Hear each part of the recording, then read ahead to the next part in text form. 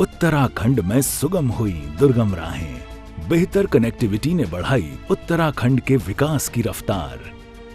इससे लगातार बढ़ती पर्यटकों की संख्या से राज्य के पर्यटन उद्योग को भी मिल रही है मजबूती और होम स्टे बन रहे हैं पर्यटकों के ठहरने के पसंदीदा पड़ाव। अब उत्तराखंड में होम स्टे लगभग हर गांव में उसकी बात पहुंच चुकी है। मुझे उत्तराखंड के लोगों से बात करने का मौका मिला था, जो बहुत सफलता के साथ होम स्टे चला रहे हैं, और मुझे विश्वास है उत्तराखंड होम स्टे बनाने में, सुविधाओं के विस्तार में पूरे देश को एक नई दिशा दिखा सकता है। उत्तराखंड सरकार प्रधानमंत्री श्री नरेंद्र मोदी के विजन को साकार करते हुए राज्य में होम स्टे योजना को प्रोत्साहन दे रही है। पंडित दीनदयाल उपाध्याय होम स्टे योजना के संचालकों को भवन निर्माण के लिए उपलब्ध करा रही है आर्थिक सहायता, जिसमें पर्वतीय क्षेत्रों के लिए कुल लागत का 33% व मैदान के लिए 25% दिया जा रहा है अनुदान। पहाड़ की खुशनुमा आबो हवा के बीच बने होम स्टे में जैविक उत्पादों से बने स्वादिष्ट व्यंजन पर्यटकों को खूब भा रहे हैं। इससे ग्रामीणों को घर पर ही रोजगार मिलने से आर्थिकी भी हो रही है मजबूत। नए विजन और नए सृजन के साथ आगे बढ़ रही है उत्तराखंड सरकार।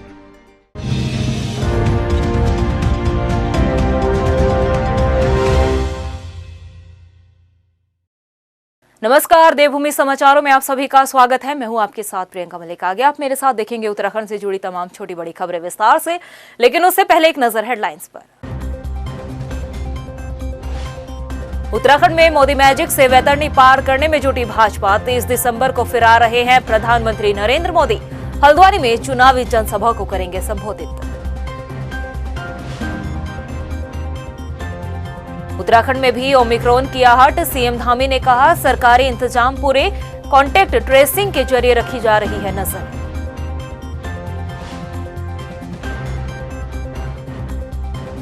क्रिकेट की पिच पर धाकड़ धामी ने दिखाया जलवा। बीजेपी युवा मोर्चा को कड़े मुकाबले से हराया, फिट रहने का दिया संदेश। और कांग्रेस ने सरकार की घोषणाओं पर उठाए सवाल। 1000 में से सिर्फ 156 योजनाओं के ही जारी हुए शासनादेश, कोरे चुनावी ऐलान का लगाया आरोप। हेडलाइंस के बाद बुलेटिन में खबरें विस्तार से। उत्तराखंड में एक बार फिर से चुनावी माहौल को गरमाने प्रधानमंत्री नरेंद्र मोदी उत्तराखंड दौरे पर आ रहे हैं। इसके साथ ही बीजेपी के राष्ट्रीय अध्यक्ष जेपी नड्डा का दौरा भी तय हो चुका है। मुख्यमंत्री पुष्कर सिंह धामी ने बताया कि 26 दिसंबर को जेपी नड्डा उत्तराखंड दौरे पर रहेंगे और 30 दिसंबर को हल्द्वानी में प्रधानमंत्री नरेंद्र मोदी का दौरा तय हो चुका है। हल्द्वानी में प्रधानमंत्री नरेंद्र मोदी जनसभा को संबोधित करेंगे। वहीं जेपी नड्डा देहरादून में पार्टी संगठन के साथ ही कोर ग्रुप की बैठक भी लेंगे। कार्यक्रम 26 तारीख को है, वो यहाँ रहने वाले हैं। उसके बाद माननीय प्रधानमंत्री जी 30 तारीख को हल्द्वानी में रहने वाले हैं, जो प्रस्तावित कार्यक्रम है। अन्य हमारे राष्ट्रीय नेता, गृह मंत्री जी हैं, डिफेंस मिनिस्टर हैं, गडकरी जी हैं, सभी के कार्यक्रम लगे हुए हैं। उत्तराखंड में कोरोना के नए वेरिएंट ओमिक्रॉन के खतरे को देखते हुए मुख्यमंत्री ने कहा कि देहरादून में बुजुर्ग दंपति कोरोना पॉजिटिव पाए गए हैं। वो दोनों दिल्ली में ओमिक्रॉन पॉजिटिव के संपर्क में आए थे। फिलहाल दोनों संक्रमितों को आइसोलेट भी किया गया है। इसके साथ ही मुख्यमंत्री पुष्कर सिंह धामी ने कहा कि कोरोना को लेकर सरकार की पुख्ता तैयारियां है। कॉन्टैक्ट ट्रेसिंग के भी निर्देश दिए गए हैं। लेकर हम लोग पूरी तरह से सजग हैं और हर प्रकार से हमने तैयारी की हुई है। हम रैंडम जांच भी करवा रहे हैं और भी जो जरूरी चीजें हैं वो सब हम कर रहे हैं। कोविड को लेकर हम सारे जितने भी जो भी उसके हर पहलू हैं, हर पहलुओं की ओर ध्यान देते हुए उस पर हम लोग योजना बना रहे हैं। देहरादून में अभिमन्यु क्रिकेट स्टेडियम में CM 11 और भाजपा युवा मोर्चा के बीच क्रिकेट मैच का आयोजन किया गया, जिसमें CM 11 की टीम ने बाजी मारी है। CM धामी की टीम ने MDDA के VC ब्रिजेश पंत, इसके साथ ही देहरादून के DIG जन्मेजय खंडूरी, IG संजय गुंजियाल समेत कई अफसर शामिल रहे। इसके साथ ही भाजपा प्रदेश संगठन के पदाधिकारी भी मौजूद रहे। मैच 5-5 ओवर का रखा गया था। मुख्यमंत्री पुष्कर सिंह धामी ने कहा कि जिस तरह से खेलों से भाईचारा बढ़ता है, उसी तरह से सामाजिक और राजनीतिक जीवन में भाईचारा बढ़ाने के लिए इस तरह के आयोजन बेहद जरूरी होते हैं। देखिए मैत्री मैच था, मैं सभी खिलाड़ियों को, सभी दोनों टीमों के सभी खिलाड़ियों को, इसमें भाग लेने वालों को, हमारे सभी पत्रकार भाइयों को, सबको मैं धन्यवाद करना चाहता हूं कि सबने बड़े उत्साह से सुना। श्रीनगर के रामलीला मैदान में आयोजित भाजपा युवा मोर्चा के कार्यक्रम में मुख्यमंत्री पुष्कर सिंह धामी शामिल हुए। इस दौरान सीएम धामी ने युवा मोर्चा की बाइक रैली को हरी झंडी दिखाकर रवाना किया। इस मौके पर भाजपा युवा मोर्चा के राष्ट्रीय अध्यक्ष तेजस्वी सूर्या के साथ ही कैबिनेट मंत्री धन सिंह रावत भी मौजूद रहे। कांग्रेस ने सरकार पर कोरी घोषणाएं करने का आरोप लगाया है। कांग्रेस प्रवक्ता गरिमा मेहरा ने एक आरटीआई के हवाले से कहा है कि सरकार की हजारों घोषणाओं में से अब तक कुल 156 घोषणाओं का ही शासनादेश जारी किया गया है, जिसका खुलासा आरटीआई ने किया है। कांग्रेस की माने तो सरकार सिर्फ खोखले दावे कर रही है, धरातल पर सच्चाई आज सबके सामने है। 1090 घोषणाएं करने वाले मुख्यमंत्री ने इतना तक मुनासिब नहीं समझा कि वो फॉलो अप करें कि मेरी कितनी घोषणाओं पर शासनादेश हो गया। और अब आरटीआई में जवाब आया है कि एक तरफ 1100 घोषणाओं का अंबार है और शासनादेश है मात्र 156। और इस वक्त की बड़ी खबर रुड़की से सामने आ रही है, जहां पर पूर्व मुख्यमंत्री हरीश रावत ने एक बड़ा बयान दिया है। उन्होंने अपने बयान में कहा है कि कल भाजपा को एक बड़ा झटका लगने वाला है। इसके साथ उन्होंने बताया कि हरिद्वार से पूर्व जिला पंचायत अध्यक्ष रहे सुभाष वर्मा कल कांग्रेस का दामन थाम सकते हैं। जी हां, इसके साथ ही बताया जा रहा है कि सुभाष वर्मा पूर्व मुख्यमंत्री त्रिवेंद्र सिंह रावत के बेहद करीबी भी बताए जा रहे हैं। हाल ही में उन दोनों की मुलाकात भी हुई थी। जी हां, एक बार फिर आपको बता दें कि पूर्व मुख्यमंत्री हरीश रावत ने ये बड़ा बयान रुड़की में एक जनसभा के दौरान दिया है, जहां पर उन्होंने कहा है कि कल भाजपा को बड़ा झटका लगने वाला है और हरिद्वार जिले के पूर्व जिला पंचायत अध्यक्ष सुभाष वर्मा कांग्रेस में शामिल हो सकते हैं।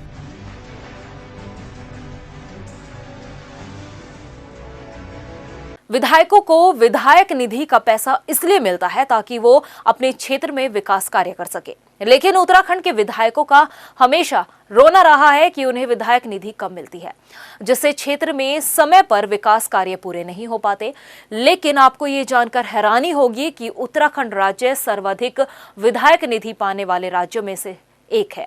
और दिलचस्प ये भी है कि हमारे विधायक जनता के विकास की योजनाओं के लिए इस निधि के तहत मिलने वाले पैसे भी खर्च नहीं कर पाते हैं। देखिए खास रिपोर्ट। उत्तराखंड सर्वाधिक विधायक निधि पाने वाले राज्यों में शुमार है। बावजूद इसके यहाँ के विधायक अपनी निधि को खर्च कर पाने में फिसड्डी ही साबित हुए हैं।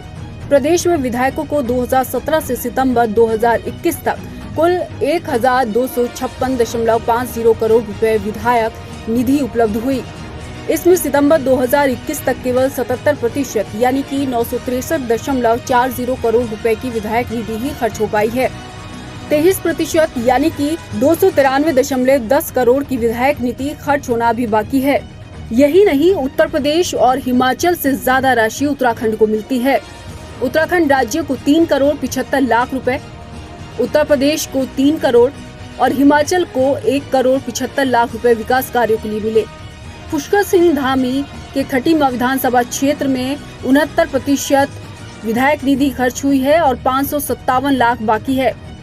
वंशीधर भगत कालाडूंगी विधानसभा सीट से विधायक हैं। 87% इन्होंने विधायक निधि खर्च की है और 229 लाख बाकी है। यतीश्वरानंद के हरिद्वार ग्रामीण विधानसभा सीट पर 81% विधायक निधि खर्च हुई है और 333 लाख बाकी है। बिशन सिंह चुफाल डीडीहाट से विधायक हैं और 81% उन्होंने विधायक निधि का पैसा खर्च किया है, 331 लाख बाकी हैं। यशपाल आर्य बाजपुर सीट से विधायक हैं और उन्होंने 71% विधायक निधि का पैसा खर्च किया है, 519 लाख बाकी है। हालांकि यशपाल अब कांग्रेस में शामिल हैं। सतपाल महाराज चौबट्टा खाल से विधायक हैं और उन्होंने अपने क्षेत्र में 72% विधायक निधि का पैसा खर्च किया है, 495 लाख बाकी है। हरक सिंह रावत कोटद्वार से विधायक हैं। 77% उन्होंने विधायक निधि का पैसा खर्च किया है और 415 लाख बाकी है। धन सिंह रावत श्रीनगर से विधायक हैं और 60% उन्होंने यहां पर विधायक निधि का पैसा खर्च किया है, 717 लाख अभी भी बाकी है। गणेश जोशी मसूरी से विधायक है और उन्होंने 81% विधायक निधि का पैसा खर्च किया है, 346 लाख बाकी है। सुबोध उनियाल नरेंद्र नगर से विधायक हैं, 75% अपनी विधायक निधि का पैसा खर्च चुके हैं और 443 लाख बाकी हैं।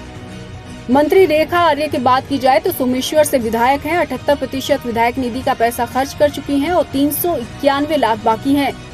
अरविंद पांडे गदरपुर सीट से विधायक हैं और 78% वो अपनी विधायक निधि का पैसा खर्च चुके हैं और 394 लाख बाकी है। उत्तराखंड के 71 विधायकों में से 12 विधायकों की 70% से कम विधायक निधि खर्च हुई है, जबकि एक विधायक की केवल 50% विधायक निधि ही खर्च हो पाई है। 90% विधायक निधि खर्च करने वाले विधायकों में केवल एक विधायक नैनीताल से संजीव आर्य हैं, जबकि सबसे कम विधायक निधि 50% खर्च करने में मनोज रावत का नाम शामिल है। चुनाव करीब है, आचार संहिता लगने का समय भी करीब आ रहा है। ऐसे में सवाल ये है कि क्या इतने कम समय में विधायक अपनी निधि को खर्च कर पाएंगे, जबकि सितंबर 2021 तक उत्तराखंड में 293 करोड़ की विधायक निधि खर्च ही नहीं हो पाई थी। टाइम टीवी के लिए देहरादून से ब्यूरो रिपोर्ट। विधायक निधि खर्च कर पाने में तो उत्तराखंड के ज्यादातर विधायक फिसड्डी साबित हुए हैं, मगर चुनावी साल में सरकारी विभागों के खर्च की रफ्तार इतनी सुस्त है कि 22 विभागों में अब तक सिर्फ 40% से कम बजट ही खर्च किया गया है। किन विभागों का क्या कुछ हाल है, देखिए हमारी खास रिपोर्ट में। चुनावी साल में कई विभागों के खर्च करने की रफ्तार बेहद ही कम है। 22 महकमे तो ऐसे हैं जिनमें 40% से कम बजट खर्च किया गया है, जबकि 3 खास विभागों का खर्च तो 5% से भी कम रहा। केंद्र पोषित योजनाओं में भी बजट के प्रावधान के सापेक्ष खर्च की रफ्तार संतोषजनक नहीं है। हालांकि मुख्य सचिव ने विभागों को केंद्र पोषित योजनाओं की स्वीकृति के लिए ताकत झोंकने के निर्देश दिए हैं। पर्यटन विभाग में 250.19 करोड़ का प्रावधान है और इसमें 22.44% खर्च हुआ है। कृषि विभाग की बात करें तो 561.00 करोड़ का प्रावधान रहा, 23.81% खर्च हुआ। पेयजल निगम को 2374.16 करोड़ का प्रावधान बजट में है, जबकि खर्च प्रतिशत देखा जाए 26.47% रहा। राजकीय सिंचाई विभाग की बात करें तो 1211.46 करोड़ का प्रावधान है, जबकि 26.47% ही खर्च हो पाया है।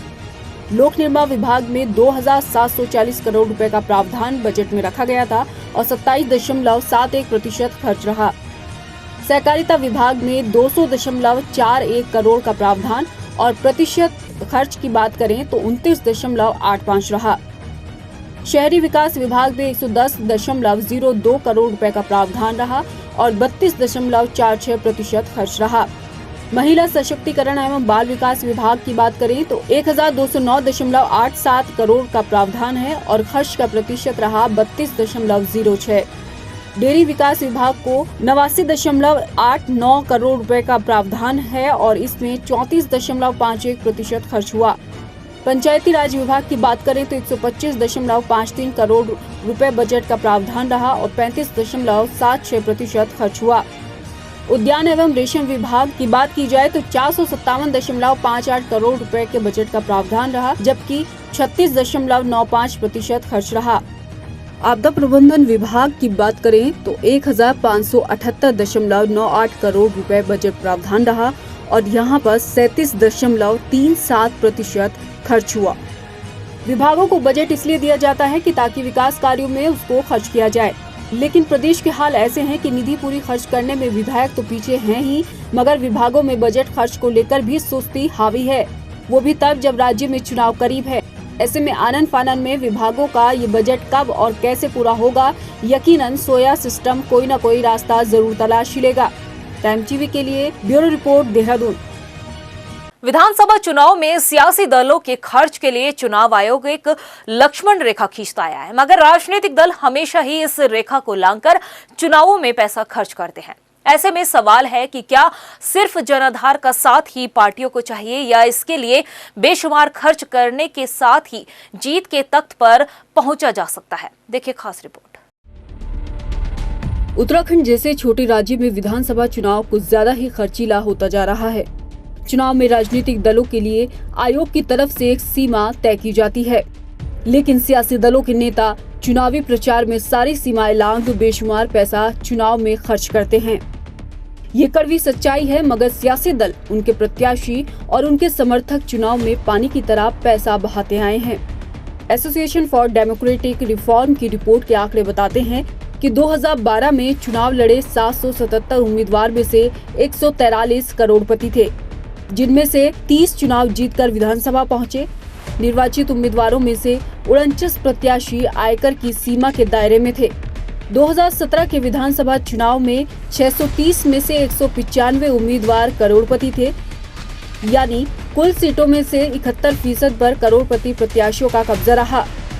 70 विधायकों में 90 के करीब यानी कि 58 आयकर के दायरे में थे। कुल मिलाकर दोनों विधानसभा चुनाव में ज्यादातर प्रत्याशी जनाधार वाले रहे, तो उनमें कई बड़ी संख्या में पैसे वालों की भी रही। सियासी जानकारों का ये मानना है कि बदलते वक्त के साथ चुनाव में जीतने के लिए सिर्फ जनाधार ही काफी नहीं, प्रत्याशियों में खर्च की बेशुमार कुव्वत भी जरूरी है। हालांकि 2017 के विधानसभा चुनाव में पुरोला विधानसभा सीट से कांग्रेस के टिकट पर लड़े राजकुमार सबसे कम खर्च पर चुनाव जीतने वाले प्रत्याशियों में शुमार रहे, तो इस चुनाव में अरविंद पांडे ने सबसे ज्यादा खर्च कर चुनाव जीता। टाइम टीवी के लिए ब्यूरो रिपोर्ट, देहरादून। चंपावत के सीमांत क्षेत्र बनबसा पहुंचे राज्यपाल गुरमीत सिंह ने प्रशासनिक अधिकारियों और एसएसबी के साथ ही दूसरे सुरक्षा एजेंसियों के अधिकारियों के साथ बैठक की और बनबसा क्षेत्र की स्थिति का जायजा लेते हुए अधिकारियों को निर्देश दिए कि जनता की क्षेत्र की हर सुविधा का खास ख्याल रखा जाए। इसके साथ ही सड़क कनेक्टिविटी और संचार सुविधाओं को भी बेहतर करने की बात कही है। का मकसद ये था कि जो चंपावत डिस्ट्रिक्ट के जितने भी ओहदेदार हैं, स्पेशली डीएम साहब, एसपी साहब, जो डिस्ट्रिक्ट फॉरेस्ट ऑफिसर, जो सीडीओ साहब हैं, उनसे डिटेल से ब्रीफिंग लूँ ताकि इस चीज़ को मैं ज्ञात कर सकूं कि उनके विजन और मिशन क्या है और किन किन चीज़ों पर मैं उनकी मदद कर सकता हूं एज ए गवर्नर।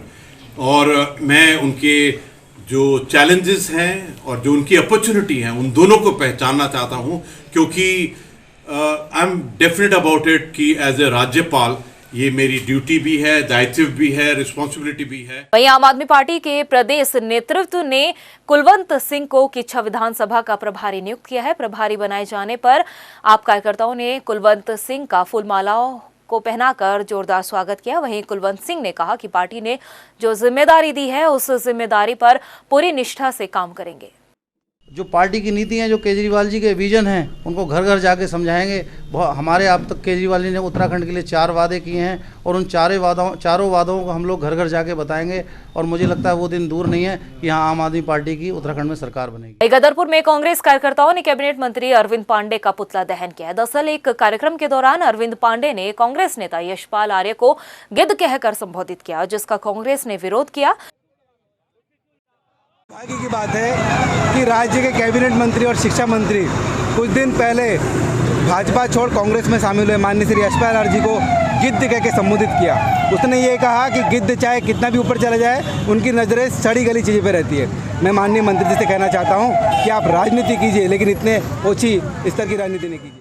बहुत निंदनीय कार्य है जो कल अरविंद पांडे जी ने जिन शब्दों का प्रयोग किया, वो शब्द एक सम्मानित व्यक्ति को शोभा नहीं देते। उनको ये शब्द कहकर उन्होंने अपनी ही बेइज्जती करवाई है। उन्होंने यशपाल आर्य जी की बेइज्जती नहीं की, उनकी खुद की बेइज्जती है जो उन्होंने कल ये शब्द प्रयोग किए यशपाल आर्य जी के लिए। सितारगंज में समाजवादी पार्टी के कार्यकर्ताओं ने बढ़ती महंगाई और बेरोजगारी का विरोध करते हुए सरकार का पुतला दहन किया। समाजवादी पार्टी के जिला अध्यक्ष ने कहा कि बीजेपी ने जनता को 2017 में झूठे वादों के सहारे गुमराह कर सत्ता हथियाने का काम किया है। भाजपा सरकार में जनता महंगाई का दंश झेल रही है, लेकिन आने वाले 2022 के विधानसभा चुनाव में जनता कांग्रेस और भाजपा को सबक सिखाएगी। कुछ समय बचे हैं आम चुनाव से पहले, कुछ जनहित के मुद्दे को नहीं निपटाने का काम करती है, जनता के हित में कोई नए फैसले, अच्छे फैसले लेने का काम नहीं करती है, तो जनता समाजवादी पार्टी के साथ इनको उखाड़ फेंकने का काम करेगी और उत्तराखंड में कांग्रेस भाजपा को दरकिनार करते हुए सत्ता से समाजवादी पार्टी की सरकार बनाने का काम करेगी। वहीं जसपुर के पंजाबी कॉलोनी में गुलदार दिखाई देने पर लोगों में दहशत का माहौल बना हुआ है। कॉलोनी में घूमते हुए गुलदार का एक वीडियो सीसीटीवी कैमरे में कैद हो चुका है।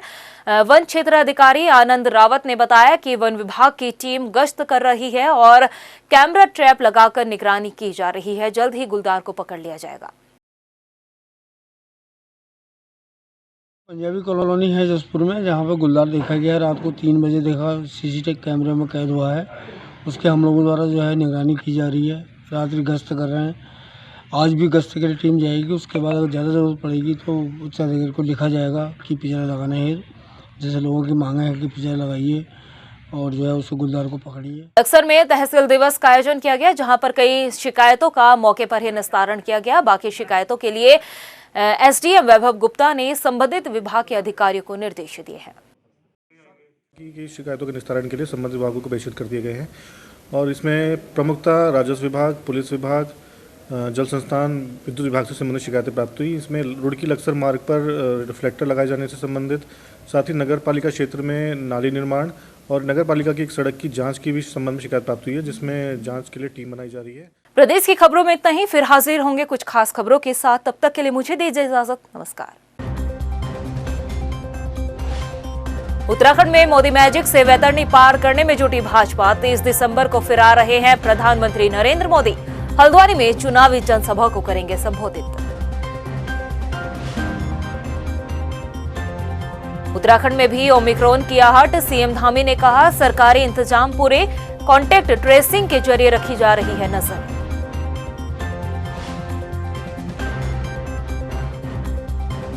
क्रिकेट की पिच पर धाकड़ धामी ने दिखाया जलवा। बीजेपी युवा मोर्चा को कड़े मुकाबले से हराया। फिट रहने का दिया संदेश। और कांग्रेस ने सरकार की घोषणाओं पर उठाए सवाल। 1000 में से सिर्फ 156 योजनाओं के ही जारी हुए शासनादेश। कोरे चुनावी ऐलान का लगाया आरोप।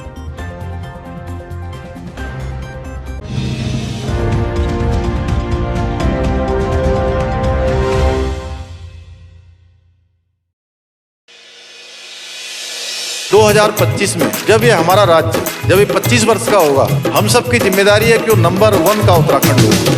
19-20 के फेर में ये दुनिया 25 की सोचने वाले हमने कनेक्टिविटी को विकास का मूल मानकर कार्य किया है। इसी का नतीजा है आज उत्तराखंड पर्यटन के मानचित्र पर और अधिक मजबूती के साथ अपनी सदानत छवि को उकेर रहा है।